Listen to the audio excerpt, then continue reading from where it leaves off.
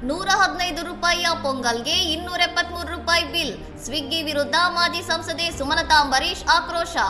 ಸುಮಲತಾ ಅಂಬರೀಶ್ ಅವರು ಬೆಂಗಳೂರಿನ ಪ್ರಸಿದ್ಧ ರಾಮೇಶ್ವರಂ ಕೆಫೆಯಿಂದ ಪೊಂಗಲ್ ಆರ್ಡರ್ ಮಾಡಿದ್ದಾಗ ಆಹಾರದ ಬೆಲೆಗಿಂತ ಹೆಚ್ಚಿನ ಮೊತ್ತವನ್ನು ಶುಲ್ಕವಾಗಿ ವಿಧಿಸಲಾಗಿದೆ.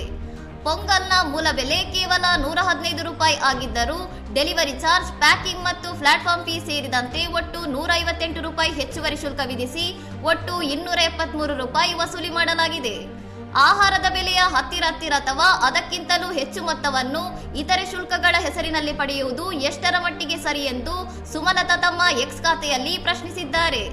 ಗ್ರಾಹಕರಿಗೆ ವಿಧಿಸುವ ದರದಲ್ಲಿ ಪಾರದರ್ಶಕತೆ ಇರಬೇಕು ಎಂದು ಆಗ್ರಹಿಸಿರುವ ಅವರ ಪೋಸ್ಟ್ ಸದ್ಯ ಸಾಮಾಜಿಕ ಜಾಲತಾಣಗಳಲ್ಲಿ ಭಾರಿ ಚರ್ಚೆ ಹಾಗೂ ನೆಟ್ಟಿಗರ ಬೆಂಬಲಕ್ಕೆ ಕಾರಣವಾಗಿದೆ.